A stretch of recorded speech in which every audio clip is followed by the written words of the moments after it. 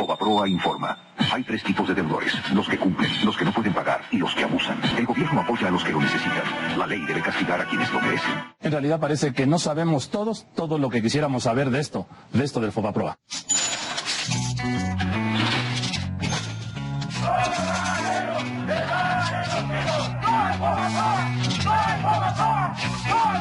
Fobaproa, una palabra que está en todas las bocas, que suena en todas las voces.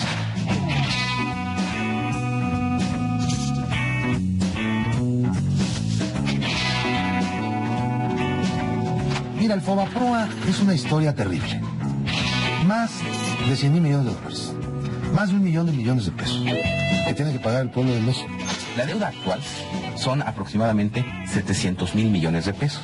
Si a esto le agregamos lo que ya se ha pagado, llegamos al billón. Cada mexicano, haya nacido o no haya nacido, debe alrededor de 6,490 pesos tan solo por el rescate bancario.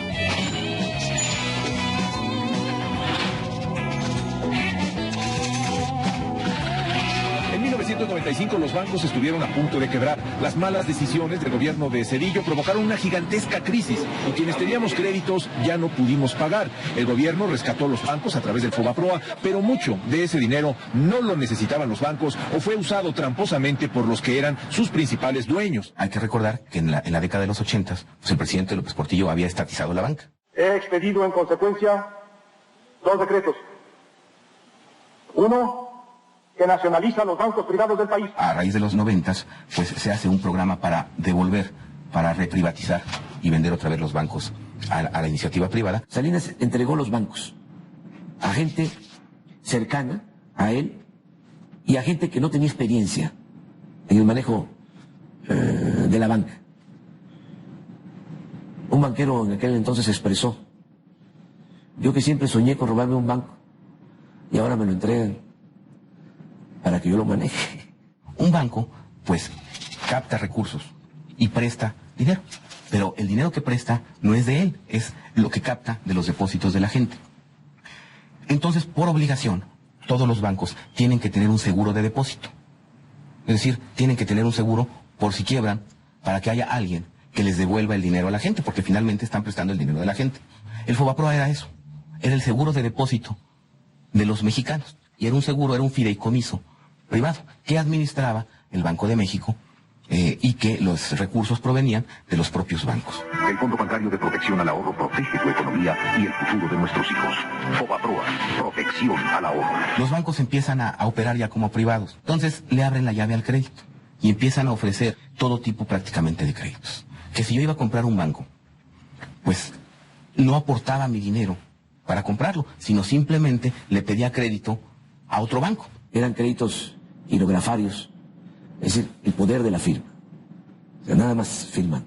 No tengo capital, no tengo una institución fuerte, sólida, con recursos que respalden mis actividades, y además le abro la llave al crédito, pues es una combinación muy peligrosa. Los bancos empiezan a prestar, hay una competencia desaforada, toman una mayor cantidad de riesgos, desvían el crédito de actividades productivas propiamente tales hacia el consumo, como las tarjetas de crédito, las importaciones, etcétera, y entonces se empieza a deteriorar la calidad de sus carteras. Esos deudores de pura firma son ricos, ¿eh?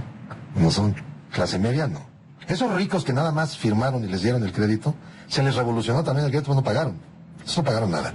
Eso lo estamos pagando nosotros. Pero además, hacia finales de 94, por errores en la conducción de la política económica en ese momento, pues estalla una crisis en México sin precedentes. Empieza a irse el dinero, los dólares del país, desde marzo. El entonces presidente, o por lo menos que fungió como presidente, completamente ilegítimo, Carlos Salinas de Gortari, controla el tipo de cambio y no lo deja caer para que no haya una turbulencia preelectoral. Un buen día viene una acometida especulativa y resulta que el gobierno mexicano tenía 29,000 millones de dólares colocados en bonos que tenía que pagarlos cuando se los exigieran. Y no había dólares para pagar. Entonces el país queda en una bancarrota financiera. Las tasas de interés por la incertidumbre saltaron al cielo. las tasas de interés llegaron a 150% y consecuentemente muchas deudas se volvieron impagables. Muchos de nosotros recordamos cómo las personas tuvieron que regresar casas y regresar automóviles. Los bancos tenían inmensos estacionamientos llenos de automóviles que les habían recogido a sus clientes. Rescatar a los bancos era una obligación del Estado mexicano, enmarcada en la propia ley del Banco de México y en la propia Constitución. De acuerdo es en el cómo se realizó. Tan solo en los primeros días de la semana pasada se depreció severamente el valor de nuestra moneda en relación al dólar y se dispararon las tasas de interés. Si no frenamos y revertimos el deterioro y el descontrol de las últimas semanas, nos arriesgaríamos a sufrir un colapso financiero y productivo que paralizaría las fuentes de trabajo y la dotación de servicios. El presidente de la República, ya entonces Zedillo, despide rápidamente. Cuando viene la crisis, al secretario de Hacienda, lo manda a su casa a echarle la culpa de los errores del presidente anterior y del mismo. Pero los errores de diciembre lo cometieron Salinas y Zedillo. Juntos y solidariamente. Desde luego, ¿verdad? Entonces, ¿qué tenemos? Se le ocurre a los nuestros tecnócratas neoliberales encabezados entonces por Zedillo, y que no son más que puros pupilos también de Salinas, la maravillosa idea de que el FOBAPROA absorbiera la cartera vencida de todos los bancos y los bancos quebrados, que empiezan a quebrar el banco. Entonces, ¿cómo? Bueno, pues, a ver tu cartera. Todos los adeudos que tienes tu banco, a ver, pónmelos aquí. Tomo el control del banco, me adueño del banco, yo cubro tus pérdidas, yo le pago a tus ahorradores, te hago un remate.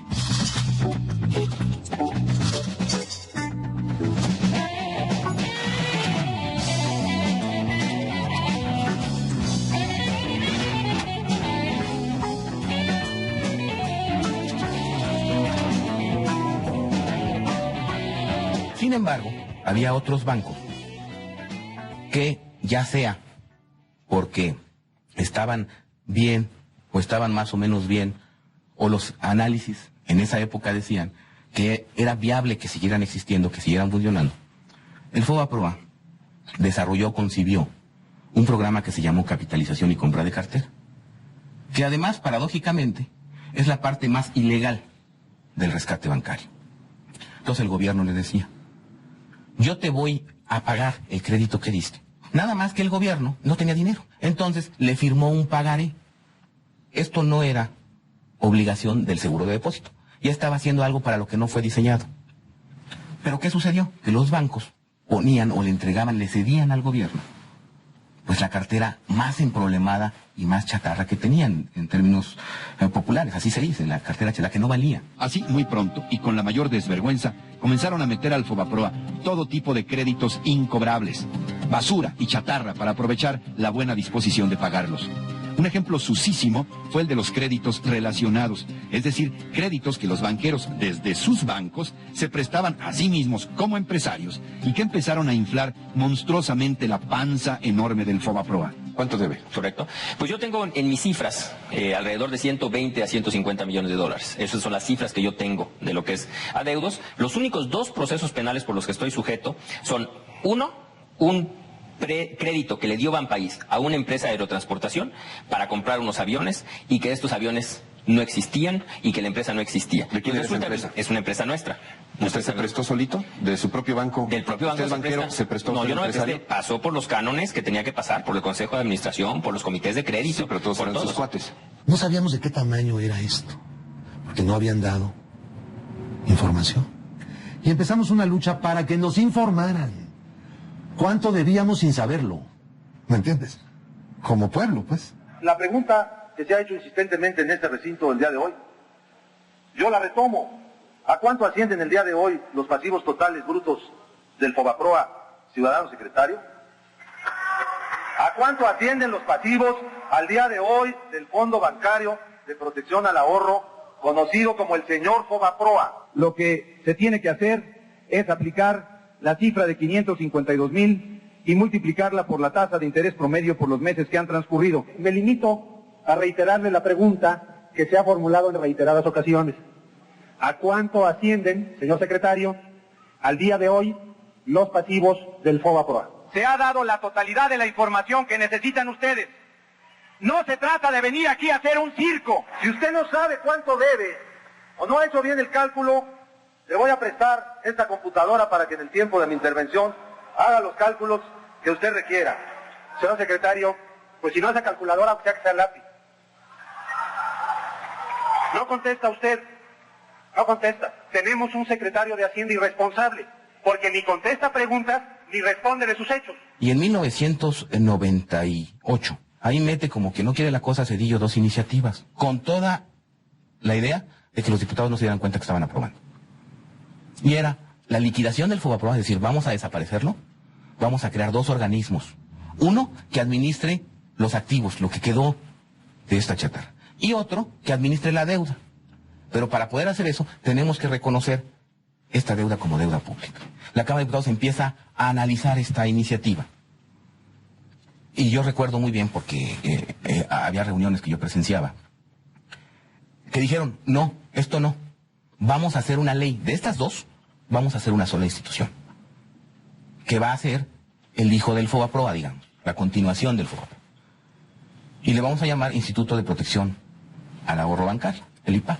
El IPAP surgió cuando la deuda que se acumuló a partir del Fobaproa fue una deuda que era tan grande que tenía que encontrar una salida. Y entonces fue cuando entramos en un debate público que era que no aceptamos que se haga deuda pública en el rescate bancario. Si los diputados aprueban la transferencia de deuda del Fobaproa a deuda pública, vamos a acabar con deuda pública incrementada, que va a mermar los recursos fiscales del país. Va a haber que pagarla con impuestos o con gasto público.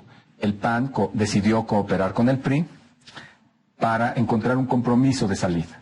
Y ese fue el IPAP, que era el Fobaproa, pero con otro nombre. Ya es tiempo, ciertamente, de ponernos de acuerdo, de cerrar el capítulo, de ir hacia adelante. Ya hemos pasado muchos meses viendo hacia atrás, ahora hay que ver hacia el futuro. Tenemos muchas más coincidencias que diferencias sobre las cuales podemos construir soluciones a los gravísimos problemas nacionales.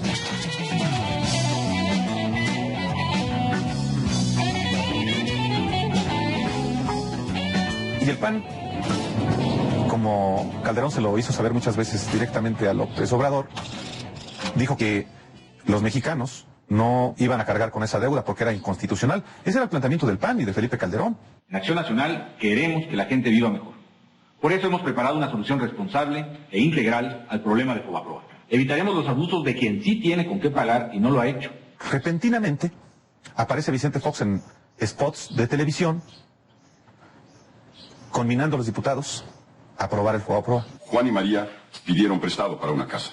Hoy ya no pueden pagarlo. El PRD exige que no ayudemos a nadie, por lo que muchos deudores perderían sus sueños. Nosotros, los panistas, queremos resolver ya esta crisis bancaria.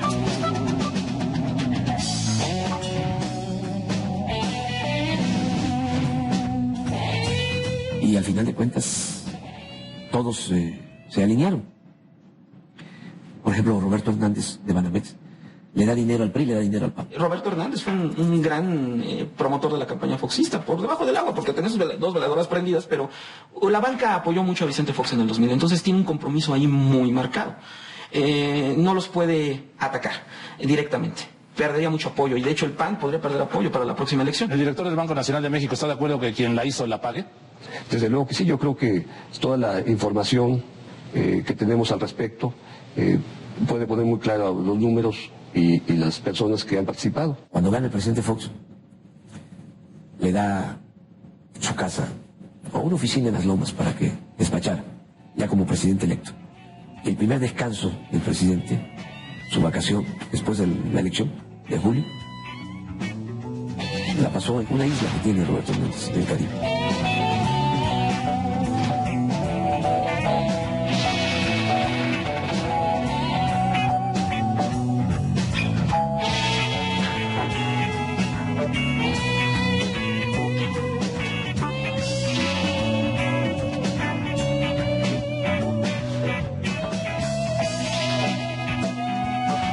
Compañeras y compañeros, me extraña que el PRI no salga en la defensa del Ejecutivo, sino sea el PAN quien salga en defensa del atraco y del despojo del pueblo de México.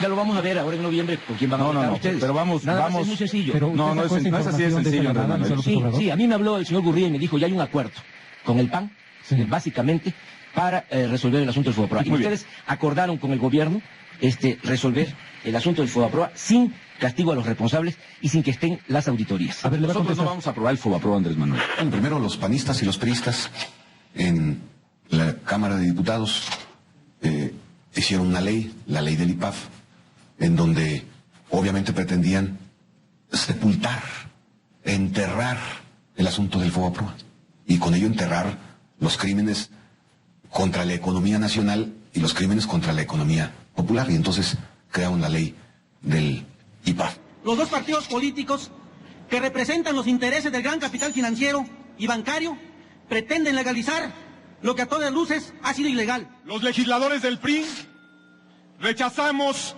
la culpabilidad que quieren imputar a mi partido y a mi gobierno. Con tal de hacer el debate más importante de esta legislatura, a espaldas de la población, no se dudó en agendarlo precisamente hoy, Día de la Virgen de Guadalupe.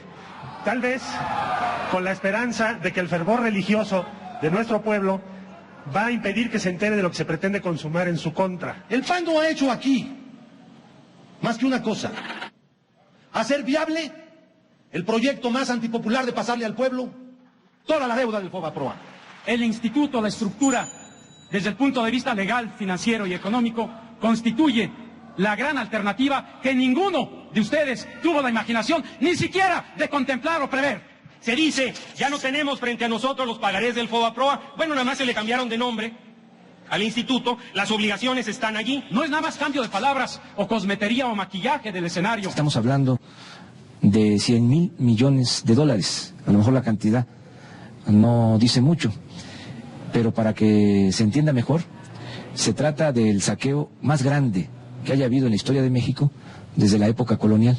Prominentes políticos panistas como Diego Fernández de Ceballos, Vicente Fox y otros más están vinculados con manejos turbios de la banca. Y aquí el tema central, vuelvo a insistir, aunque parezca reiterativo, exactamente, aquí el tema es, ¿van a aprobar el dictamen con el PRI a principios de noviembre sobre el FOBAPROA, sí o no? Sí. Ah, perfecto, ya está. Ya le dijo que no. Ya,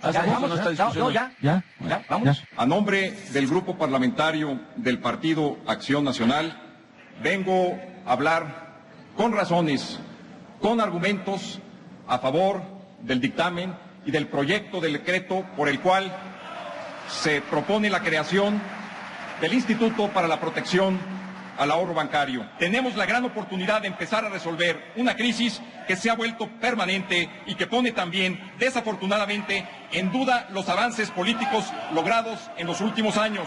En su voto favorable al proyecto de decreto está la respuesta del bienestar del país. Muchas gracias. Ocurrió lo que muchos nunca hubiéramos querido que ocurriera. Acción Nacional como el convalidador de lo que el propio Acción Nacional, el propio partido, dijo una y mil veces que estaba fuera de la ley, contra la Constitución. Resulta inadmisible que quienes apenas ayer tachaban de inconstitucional la contratación de esa deuda, hoy, con algunas modalidades, pretendan avalar este grave ilícito. Todo ello con el propósito de que el pueblo mexicano pagara la totalidad del quebranto bancario. No podemos sino cuestionarnos, ¿qué fue lo que recibió el PAN para suscribir tamaño compromiso? ¿Qué beneficios inmediatos o a mediano plazo va a recibir por esa traición? Se pide a la Secretaría abra el sistema electrónico por 15 minutos para proceder a la votación en lo general y en lo particular del proyecto de decreto.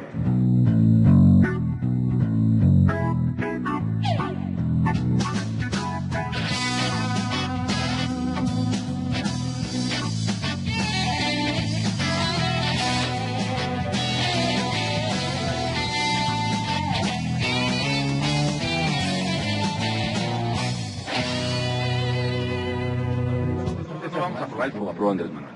325 votos en pro, 159 en contra y una abstención. Aprobado en lo general y en lo particular el proyecto de decreto por el que se expide la Ley de Protección al Ahorro Bancario. El gobierno tenía en promedio que salvaguardar 1,000 pesos por mexicano. ¿Cómo es que por salvaguardar 1,000 pesos acabamos debiendo 6,500? Pues no me ayudes, compadre. ¿Dónde quedaron los otros 5,500? Pues evidentemente en los bolsillos de los banqueros o de muchos funcionarios. Dice Jorge Garrote, desde Texas, se llama y dice, ¿por qué no confiesas? ¿Por qué no reconoces que tú fuiste uno de los que aprobó el FOBAPROA? Pues porque yo no era diputado, pero además porque yo no lo creo. Es un peligro que pudo ser atenuado precisamente a través de un mecanismo para proteger los ahorros de los ahorradores. Calderón se presenta como un político exitoso al frente del PAN. No menciona deliberadamente un dato clave de su gestión. ¿Cuándo? El 12 de diciembre se aprobó el FOBAPROA. ¿Cuándo se convalidó ese saqueo que los mexicanos seguimos pagando? Que es algo que tampoco menciona. Yo le formulé una pregunta la semana pasada, muy clara. Ya que habla usted tanto de endeudamiento, ¿a cuánto asciende la deuda interna del gobierno federal? Se escabulló Felipe Calderón. ¿Por qué? Pues porque no le conviene que se sepa, que los ciudadanos sepan que él, como presidente del PAN, instruyó a sus diputados para convalidar este saqueo. Él, Felipe Calderón, junto con los diputados del PAN, hipotecó el futuro de México. Dice Patricia Flores, de López de Platero, ¿con qué moral te atreves a decir que López Obrador endeudó a la Ciudad de México cuando tú apoyaste al FOBAPROA? Pero yo que autoricé en ese punto, acabar pronto. Finalmente se enfrentó por parte del gobierno anterior de Cedillo y eso ha permitido, entre otras cosas, que haya una estabilidad económica como no ha vivido México y sin precedentes. ¿Dónde está el dinero? Esa es la pregunta que hoy nos hacemos millones de mexicanos, que con nuestros impuestos pagamos la deuda del FOBAPROA. Una deuda que, para empezar, no es nuestra, pero que el gobierno ha decidido que seamos nosotros, los ciudadanos comunes y corrientes, quienes paguemos los errores y los abusos de unos cuantos. Y de pronto, esas deudas privadas se convierten en deuda que contraemos todos los mexicanos. Y el PAN, que había dicho que no iba a haber impunidad, la convalidó. Pues ellos aprobaron. Se pusieron de acuerdo con el PRI. Por eso hablo de que son lo mismo. Fox presionaba mucho el comité ejecutivo del PAN, él ni siquiera era del comité ejecutivo, pero siendo gobernador de Guanajuato asistía a las reuniones y les exigía que apoyaran el plan FOBAPROA, el plan del IPAP, el plan de asumir las pérdidas, porque si no, pues como los empresarios iban a pagar sus propios quebrantos, no puede ser. Cuando se aprobó la ley del IPAP, formalmente se convirtió en deuda pública, nos guste o no. Por eso el PRD se oponía tanto. No se oponía al rescate, pero se oponía a la forma como se había hecho y además lo que quería era revisar todo el rescate. ¿Ustedes creen que es poca cosa que los diputados del PRI y del PAN hayan aprobado el FOBAPROA, que son 100,000 millones de dólares? Es una deuda que vamos a heredar a 2 generaciones. Pasa el tiempo y en el 2001, cuando viene este escándalo de la venta de Banamex, me llega a mí el Bank Report, así se le llamó a los reportes estos de banco, y claramente leo que Banamex no requería de apoyos gubernamentales. Aquí lo evidente es que los accionistas de los bancos y los grandes deudores fueron los verdaderos beneficiarios del FOBAPROA. Es el caso de Banamex, que luego fue vendido a Citigroup en 120,000 millones de pesos. En esa época se le compraron algo así como 18,000 millones de pesos, que ahorita nos cuestan casi 100,000 por los intereses, cuando el banco no lo requería. Y lo que es lo principal es que se actuó a tiempo y se actuó con responsabilidad, con oportunidad. Las acciones que tomó el gobierno federal a través del FOBAPROA justamente fueron encaminadas a preservar el ahorro de los mexicanos, a preservar el aparato productivo y a preservar el nivel de empleo. Nada más de intereses reales, que no son todos los intereses, cada año del presupuesto se destinan alrededor de 50,000 millones de pesos. Eso no te significa que la deuda la estás pagando.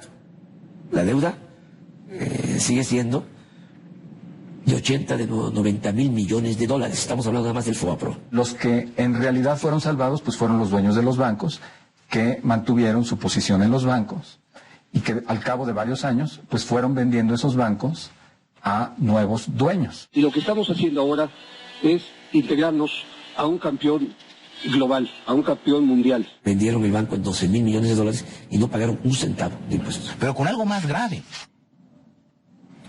que el banco se vendió en 130,000 millones de pesos.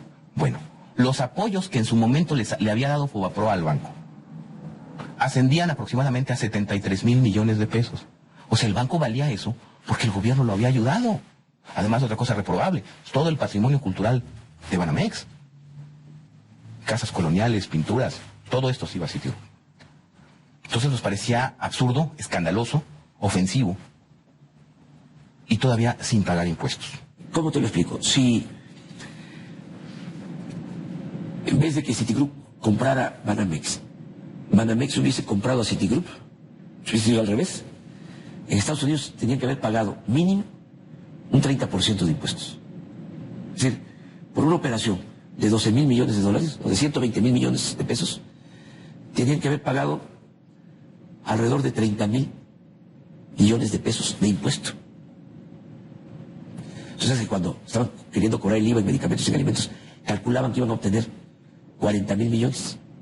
Y nada más, esta operación significó la condonación de impuestos por 30,000 millones de pesos. Vamos a crear una comisión de la verdad. Estamos hablando de transparencia. La transparencia, sí, la transparencia es una regla de oro de la democracia. ¿Cómo no vamos a saber los mexicanos por qué convirtieron deudas privadas de unos cuantos en deuda pública? No con ánimos de venganza, sino queremos saber, sí, la verdad. ¿Qué sucedió? Del Fobaproa se ha hablado mucho. Hay opiniones en contra y opiniones a favor. Aunque algunos lo ven todo negro, lo que tenemos que aclarar es que sin la protección al ahorro, sí nos las veríamos negras. Actualmente se le destinan al IPAB entre 30 y 35,000 millones de pesos al año. Con eso, duplicas el presupuesto de la Secretaría de Salud, por ejemplo. Pues vendieron los pagarés del gobierno. Que decir pagaré del gobierno es deuda del pueblo. El pueblo debe, pues, para que se entienda. Está claro que hay intereses políticos mezclados, pero México es más grande que todo eso. Seamos positivos, protejamos el ahorro, porque México no se puede detener. Y ya se llevaron el dinero a su casa. Pero son miles de millones de dólares por la venta de esos bancos.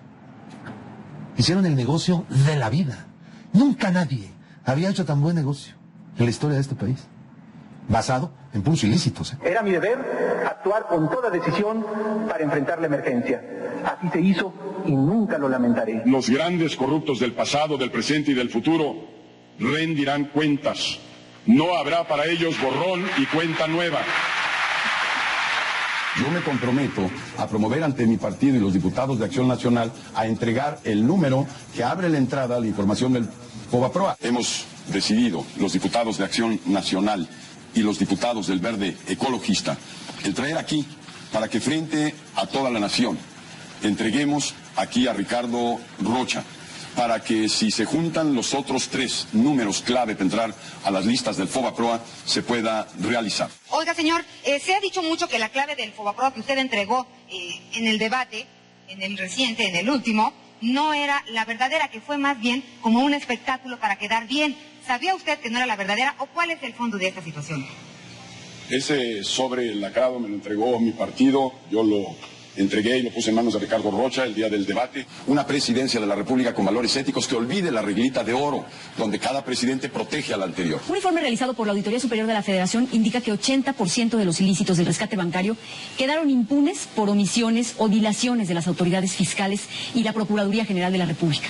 Este órgano fiscalizador recomendó al Ejecutivo Federal indagar las posibles faltas administrativas de los funcionarios públicos en el caso del Fobaproa. Al respecto, el vocero de la presidencia, Rubén Aguilar, aseguró que la presidencia acatará esta recomendación. Como todas las observaciones que hace la Auditoría Superior de la Federación o todas las recomendaciones, en este caso particular, pues el gobierno, en lo que corresponde al gobierno federal, las asume y hará caso de las mismas. ¿Y qué hace el Ejecutivo Federal? Establece una controversia constitucional para evitar que a los bancos se les reduciera su pagaré.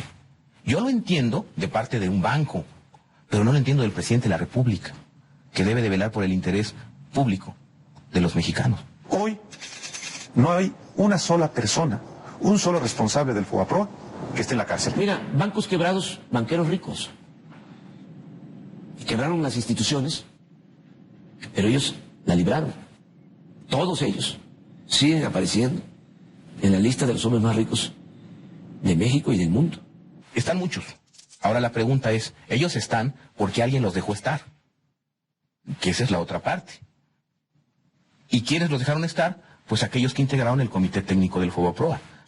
En su momento fueron Guillermo Ortiz, en su momento fueron Francisco Gil Díaz, en su momento fue Jonathan Davis, quien además firmó estos pagarés de Fobaproa, y muchos otros, que ahora forman parte de la Junta de Gobierno del IPAB. Entonces, no solamente hay un conflicto de intereses, hay un conflicto entre intereses, porque ellos van a investigar lo que hicieron y se van a autocensurar, se van a fincar responsabilidades. ¿Cómo es posible que quien firmó los pagarés de Fobaproa sea el presidente de la Comisión Nacional Bancaria y de Valores? ¿Qué se puede decir él mismo cuando se pregunta si estuvo bien que firmara estos pagarés o no? El gobernador del Banco de México, Guillermo Ortiz, o sea, él fue subsecretario de Hacienda con Salinas. Fue cuando entregaron los bancos. Luego, como secretario de Hacienda con Zedillo, rescató los bancos. Y ahora es el gobernador del Banco de México. No hay un funcionario en el mundo que le haya costado tanto a un país como el actual gobernador del Banco de México. Y lo peor de todo es que no pierden su respetabilidad. También el Congreso ha tenido parte en esto, porque Diego Fernández, porque Fauci Hamdan han hecho todo lo posible por entorpecer las actividades de las comisiones que han tratado de investigar este asunto. ¿Por qué? Porque estamos a punto de permitir que se cierre un ciclo y que se cometa el crimen perfecto. Y el crimen perfecto se comete cuando los acusados se convierten en los jueces. Y esto es lo que está pasando. A ver, nosotros no vamos a aprobar el Fobaproa, Andrés Manuel. Vicente Fox, con Acción Nacional, oportunidades y soluciones para todos. Bueno, menos para los corruptos.